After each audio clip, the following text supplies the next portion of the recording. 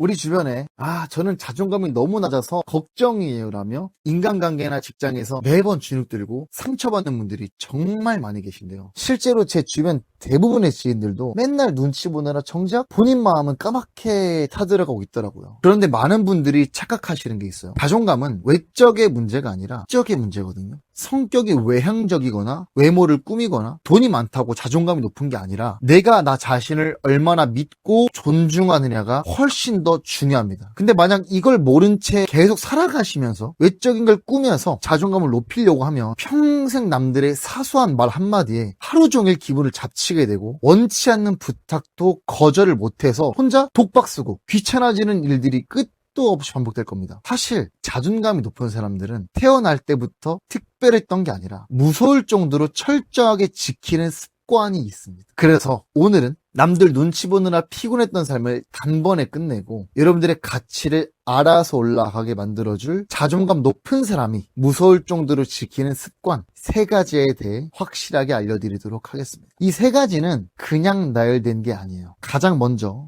내 안의 공격을 멈추고 그 다음 세상을 보는 눈을 바꾸고 마지막엔 그 모든 걸 떠받치는 뿌리를 다시 세우는 차근차근 쌓아 올라가는 순서입니다. 자, 그럼 가장 밑바닥 첫 번째 습관부터 알아보도록 하겠습니다. 절대 비난의 어투를 사용하지 않는다. 이런 적이 있으실 겁니다. 가게에서 바지를 입어보다가 거울을 보면서 속으로 나 진짜 왜 이렇게 뚱뚱하지? 언제 이렇게 살이 쪘지? 못생겼다. 이런 식으로요. 또 회의 시간에 또 이렇게 생각을 합니다. 제발 나한테 질문하지 마라. 제발. 이러면서 고개를 푹 숙이죠. 세상엔 이미 우리한테 넌 부족해. 넌 안 돼. 라고 깎아내리는 사람들이 차고 넘쳐요. 근데 왜 나까지 나서서 나한테 그런 말을 하고 있는 걸까요? 이 얘기를 들으면 이런 반박이 나오실 수도 있습니다. 아니 나한테 엄격해야 발전이 있죠. 자신한테 너그러우면 나태해지는 거 아닙니까? 제가 확실하게 말씀드리는데 정확하게 반대입니다. 이거는 그냥 제 개인적인 체험이 아니라 과학적으로 완전히 뒤집힌 믿음이에요. 한참 전에요. 일단 뇌과학부터 봅시다. 내가 나를 야, 멍청아 혹은 돼지야 이렇게 공격하는 순간 우리 뇌 편도체가 반응을 합니다. 아시다시피 편도체는 위협을 감지하는 경보장치인데 그 위협이 외부에 있든 내 머릿속에 있든 그건 편도체가 알 수가 없어요. 자기 비난도 공격으로 받아들여서 똑같이 경보를 울리는 겁니다. 그러면 스트레스 호르몬인 코르티솔이 쏟아지고 몸은 잔뜩 긴장하죠. 여러분 생각해 보세요. 나 자신을 공격하는 사람은 매일 자기 내 위협 경보를 울리면서 사는 거예요. 이런 상태에서는 도전은커녕 일어설 기운조차 안 납니다. 이걸 뭐라고 합니까? 번아웃이라고 하죠. 반대로 나 자신을 따뜻하게 다독이면 안정과 유대감을 주는 옥시토신 계열의 반응이 나오면서 뇌가 안전하구나 라고 느낍니다. 안전하다고 느껴야 비로소 도전할 용기가 나오는 거죠. 여러분들은 안전줄이 점프를 하실래요? 아니면 없는 번지 점프를 하실래요? 인간의 감정에는 사실 이 수준이란 게 있어요. 기쁨이나 사랑처럼 우리를 위로 끌어올리는 감정이 있는 것처럼 질투나 불안처럼 우리를 밑바닥으로 끌고 가는 감정들이 있습니다. 그리고 그 모든 감정 중에서 가장 낮은 수준이 죄책감이에요. 인간을 가장 무겁게 짓누르고 가장 깊이 무력하게 만드는 감정이라고요. 그런데 자기 자신한테 욕을 하는 행위, 나는 왜 이 모양일까? 나는 부족해. 이런 감정들이 나를 수치심과 죄책감의 자리로 끌어내리는 일입니다. 씨앗을 햇빛 한 줌 들지 않은 땅속 깊이 묻어놓고서 왜 싹이 안 트냐고 하면 뭐라고 하겠어요? 진짜 자존감이란 그 어두운 땅에 있는 씨앗을 햇빛이 있는 곳으로 옮겨주는 일이라고 보시면 됩니다. 그래서 자존감이 높은 사람들은 결정적인 순간에 이걸 해요. 자기자비. 자기자비란 자기를 비난하지 않고 품어주는 능력입니다. 자기자비를 평생 연구한 텍사스 대학교의 크리스틴 네프 박사가 밝혀낸 결과가 있어요. 되게 충격적인데 자기한테 너그러운 사람이 나태해지기는커녕 오히려 실패해서 더 잘 회복하고 실수로부터 더 좋은 깨달음과 배움을 얻어낸다고요. 실수했을 때 멍청하라고 할 것인지 아니면 할 수 있다, 괜찮다라고 할 것인지 무엇이 더 나를 빠르게 일으키겠습니까? 당연히 후자겠죠. 그러면 이걸 실제로 어떻게 일상에 적용해야 되겠습니까? 막연하게 나한테 잘해주자라는 다짐만으로는 안 바뀌죠. 구체적인 방법 3가지를 제가 알려드릴게요. 첫 번째는 친구 치환법입니다. 말이 좀 어려운데 내용은 되게 쉬워요. 나를 비난하는 말이 머릿속에 떠오르는 순간 딱 멈추고 이렇게 물어보세요. 내 가장 친한 친구가 이 일을 겪었어도 내가 걔한테 이렇게 말을 할까? 넌 역시 안 돼! 라는 말이 떠올랐다면 친구한텐 절대 그렇게 말 안 할 거 아닙니까? 그 순간 깨닫게 되는 거예요. 내가 나한테만 유독 잔인하게 굴었다는 거예요. 그리고 친구한테 했을 그 말을 나한테 그대로 해주는 겁니다. 이어서 둘째, 자기 확언 문장으로 들어가는 겁니다. 무하마드 알리가 아무도 스스로를 안 알아주던 무명 시절에 매일 스스로에게 내가 최고다라고 되뇌었다고 합니다. 거창할 필요 없어요. 나는 내 삶을 온전히 책임지는 사람이다. 같은 문장 하나면 됩니다. 막 거창할 필요 없다라는 얘기예요. 엄청난 거 필요 없다 이거예요. 아침에 양치할 때, 잠들기 전에 딱 그 문장 한마디씩 자기 스스로한테 해달라는 얘기입니다. 처음에 어색한데 반복하면 내가 그 말을 진짜 믿어요. 세 번째는 자랑 목록 쓰기입니다. 이게 제일 강력합니다. 지금 컨디션 좋을 때, 내가 기분 좋을 때, 내가 살면서 잘했던 일들을 쫙 적어보세요. 30대에 뭐 자격증 딴 거 잘했어. 힘든 시기에 포기 안 하고 버틴 거 잘했어. 뭐 다양한 게 있겠지만 주관적으로 스스로 잘했다라고 생각하는 일들을 적어보는 겁니다. 이걸 적어서 거울 앞이나 냉장고 앞에 붙여두세요. 그리고 자존감이 바닥 칠 때마다 꺼내서 읽어보십시오. 아까 말했던 자기학원이나 마찬가지로 그런 말들이 내 잠재 의식 속에 쌓여서 믿음이 되고 그 믿음은 철저하게 무너지지 않습니다. 이렇게 자기 자신한테 욕하는 걸 멈추면 뭐가 달라지느냐. 가장 먼저 실패가 더 이상 무섭지 않아져요. 넘어져도 나를 일으켜줄 사람이 타인이 아니라 내 안에 있다는 걸 알게 되니까요. 그러면 어떻게 됩니까? 도전이 너무 쉬워지죠. 실패해도 안전하다는 걸 아는 사람이 겁없이 새로운 걸 도전할 수 있어집니다. 그리고 회복이 빨라지죠. 상처받는 일이야 누구에게 생기지만 거기에 두 번째 칼을 꽂지 않으니까 다음날이면 다시 나아갈 수 있게 됩니다. 남들이 하루 종일 몇 달 동안 무너져 있을 때 나는 한나절이면 털고 일어나는 사람이 되는 거예요. 그리고 그게 결국 제일 멀리 가는 사람의 비결이 되는 거죠. 자, 근데 여기서 여러분들 한 단계만 더 나아갑시다. 내 안에 공격을 멈춰서 마음이 안전해졌으면 그 안전한 마음으로 바깥 세상을 어떻게 받아들일지가 남는 거거든요. 똑같이 일을 겪어도 그걸 어떻게 내가 해석하느냐에 따라서 상처가 되기도 하고 되게 좋은 일이 되기도 하는 거예요. 그래서 두 번째 습관이 필요한 겁니다. 상황을 자기 자신한테 유리하게 해석해라. 이건 좀 뻔뻔해 보일 수 있는데 들어보시면 무릎을 탁 치게 될 겁니다. 자존감이 높은 사람들은 똑같은 상황을 자기한테 유리한 쪽으로 해석하는 능력이 있어요. 세상 일의 대부분은 해석의 여지가 분명히 있습니다. 누구는 같은 비를 두고 신발 다 젖었겠다 하고 누구는 공기 참 좋다라고 합니다. 비는 그저 내릴 뿐 그 비의 의미를 비는 건 언제나 우리 자신이라는 겁니다. 하나의 사건을 두고 부정적으로 볼 수도 긍정적으로 볼 수도 있죠. 어차피 둘 다 가능한 해석이라면 굳이 나를 깎아내리는 쪽을 택할 이유가 없죠. 뇌과학적으로 보면 또 이게 그냥 정신승리가 아닙니다. 우리 이마 뒤에 전전두엽은 편도체가 보내는 부정적인 신호를 재해석하는 역할을 합니다. 편도체가 나 여자한테 차였어 위험해 라고 소리치면 전전두엽이 잠깐만 이게 진짜 내 가치의 문제인가 라고 되묻는 거예요. 해석해보는 거죠. 이성이 이 부정적 감정의 경보를 한번 필터링 해주는 거예요. 그런데 이 재해석을 자주 하는 사람일수록 그 신경의 회로가 점점 더 강해집니다. 한마디로 긍정적인 해석은 타고난 성격이 아니라 쓸수록 발달하는 뇌의 근육이자 기능인 겁니다. 자존감 높은 사람들은 한마디로 이 근육이 발달해 있는 거고요. 그러면 이걸 실제로 어떻게 연습할까요? 제가 방법 두 가지를 알려드릴게요. 첫 번째, so what? 그래서 뭐? 기법입니다. 부정적인 생각이 꼬리를 물 때 거기에 대고 그래서 뭐? 라고 붙여보세요. 발표를 망쳤어. 망했다 할 때쯤에 그래서 뭐? 사람들이 날 우습게 봤을 거야. 그래서 뭐? 사실 다들 자기 발표 신경 쓰느라 내 건 기억도 못하겠지. 이런 식으로 다시 재해석이 자연스럽게 들어옵니다. 이렇게 끝까지 따라가다 보면 처음에 두려움은 사실 부풀려진 상상이었다는 걸 알게 되실 거예요. 생각의 꼬리를 끊는 게 아니라 끝까지 따라가서 별게 아니었음을 확인하는 겁니다. 두 번째, 이분 전환법입니다. 이거는 서양에서는 뇌과학적으로 굉장히 증명된 방법인데 누가 한 말이나 실수한 장면이 머릿속에서 계속 재생될 때 이걸 반추라고 하거든요. 이게 우울이랑 불안의 근본적인 원인이에요. 연구에 따르면 2분만이라도 뭐 촉각, 후각, 청각, 미각 이런 감각들에 2분만 집중하면 그 반추하는 생각이 끊어진다고 합니다. 그 2분이 하루 종일 나를 갉아먹을 시간을 아끼고 그 시간에 생산적인 일을 하도록 여러분들을 돕게 될 겁니다. 자, 근데 이렇게 상황을 나에게 유리하게 해석하면 인생에 뭐가 좋냐라고 물어볼 수 있겠죠. 여러분들, 그렇게 1년이 지나면 이걸 한 사람과 아는 사람은 전혀 다른 곳에 서 있게 돼요. 한 사람은 시도조차 두려워하는 사람이 되고, 한 사람은 실패를 아예 두려워하지 않는 사람이 됩니다. 결국 세상이 나를 어떻게 대하느냐가 아니라 내가 그 세상을 어떻게 바라보냐가 습득된 결과이기 때문이죠. 여기서 한 가지 의문이 남습니다. 그러면 앞에 두 가지, 그러니까 나한테 너그러워지는 것도 상을 좋게 해석하는 것도 사실이 안 되는 날이 있어요. 이게 잘 안 되는 날이 분명하게 있거든요. 컨디션 나쁜 날엔 친구 치안법도 안 되고 아무리 긍정적으로 보려고 해도 안 되는 날이 있습니다. 왜 그럴까요? 앞선 이 두 가지를 떠받치는 뿌리가 약하면 이 방법론적인 것들은 그때그때마다 흔들려요. 그 뿌리를 고치는 게 마지막 세 번째 습관입니다. 이게 단단해지면 앞에 두 가지는 진짜 쉬워집니다. 자, 세 번째입니다. 자존감을 버리세요. 그리고 자아 가치감으로 갈아타세요. 야, 지금까지 자존감 해놓고서 이게 무슨 소리냐 할 겁니다.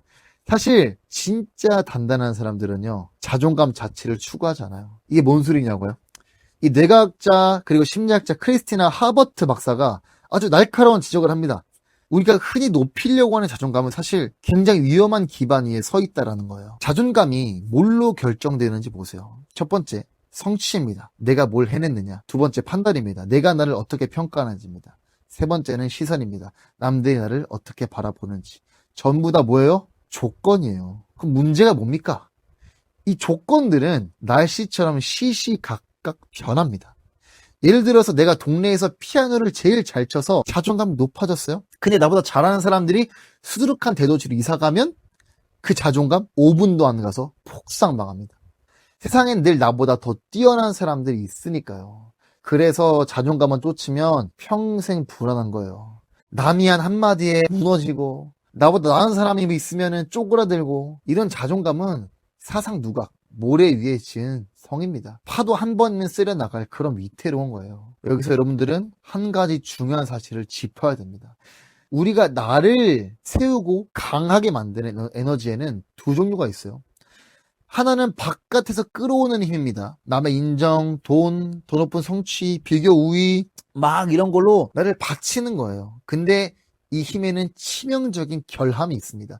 쓰면 쓸수록 고갈된다는 거예요. 작용 반작용. 내가 믿은 만큼 돌아오는 겁니다. 남보다 내가 잘나야만 이 힘이 유지되고, 끊임없이 증명하고 또 증명하지 않으면 결국 지쳐버립니다. 게다가 언젠간 누군가랑 부딪히게 되어 있어요. 이런 조건부 자존감이 바로 이 바깥에서 끌어온 힘입니다. 엄청 화려해 보이죠? 근데 사실 이건 빌려온 힘이라서 언제든 회수당합니다. 반면 다른 에너지는 내 안에서 솟아나는 힘입니다. 이건 남과 상관없어요. 그냥 내 존재 자체에서 나옵니다. 증명할 필요도 비교할 필요도 없습니다. 그래서 누가 뭐라고 해도 고갈되지 않고 어떤 저항에도 흔들리지 않아요.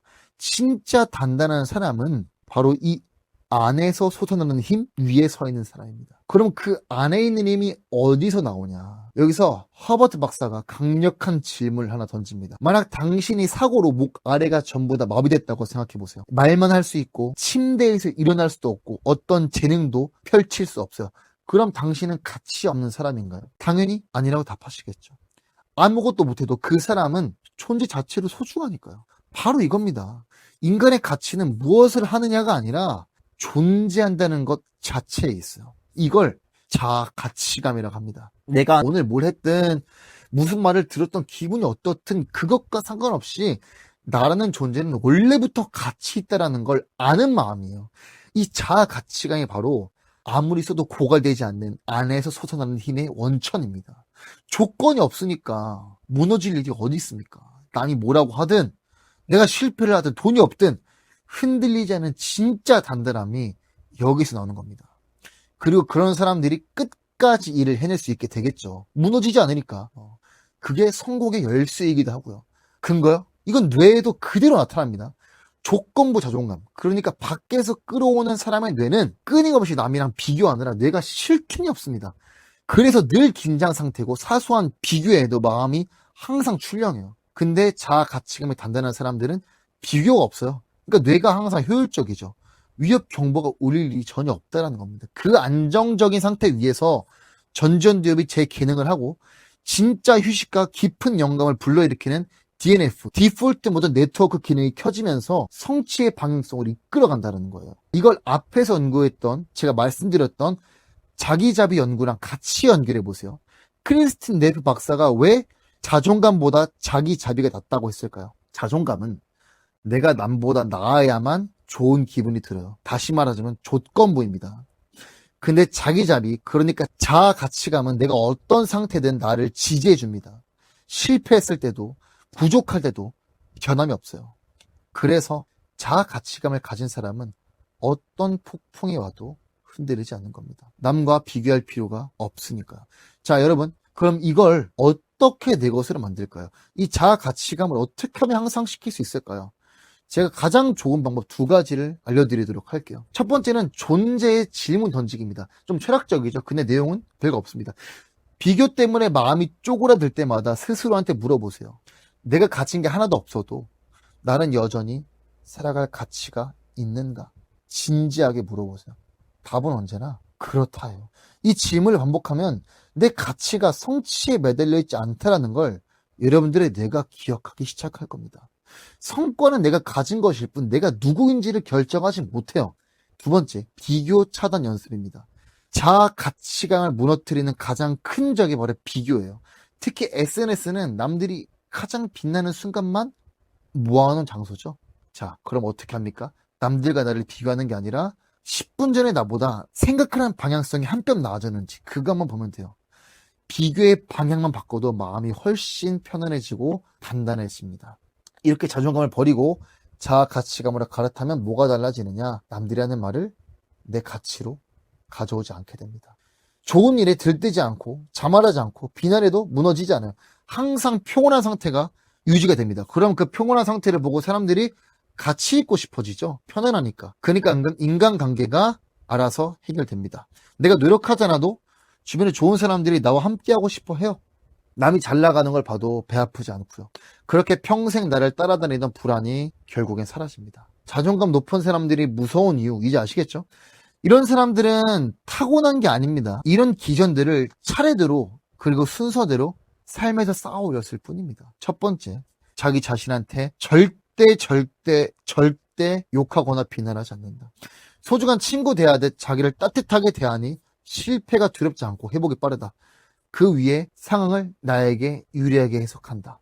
세상이 나를 도우는 쪽으로 읽히니까 같은 상황에도 상처 대신 배울 것들을 건집니다. 감사만 남아요.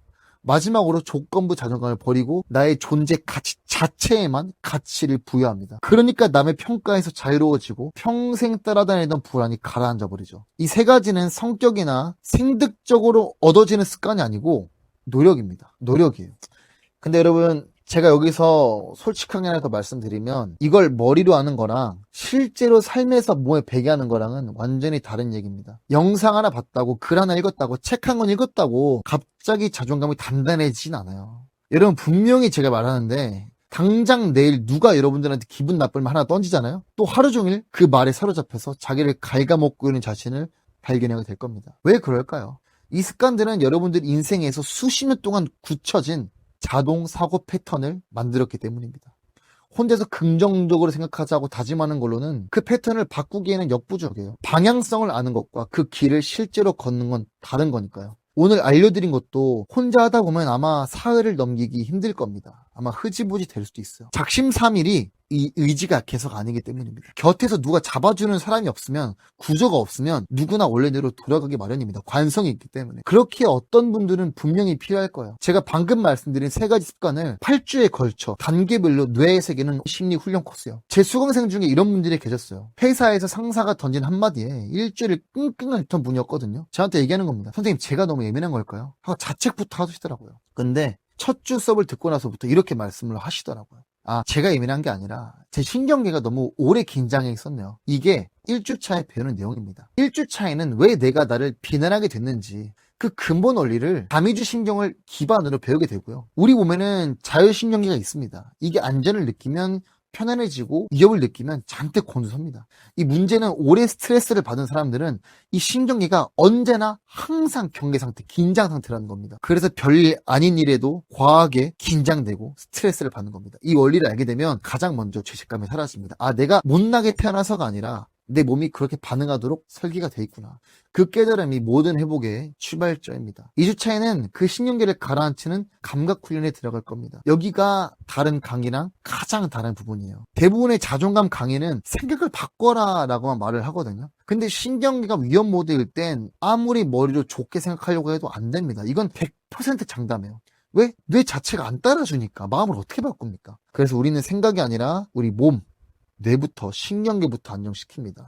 호흡, 감각, 몸의 긴장을 푸는 구체적인 훈련을 통해서 곤두선 신경계를 직접 진정시키는 거예요. 이렇게 안전하다는 감각을 몸이 먼저 기억하면 그 위에 생각을 얹어도 이게 계속 유지가 됩니다. 아까 자기 학원 같은 거 있죠? 이런 단계를 잘 거치신 분들이 잠을 잘 잤다, 이제 인간관계 편해진다 라는 말씀을 하기 시작합니다. 3주 차에는 안정된 그 상태 위에서 부정적인 해석을 긍정적으로 재해석하는 훈련에 돌입합니다.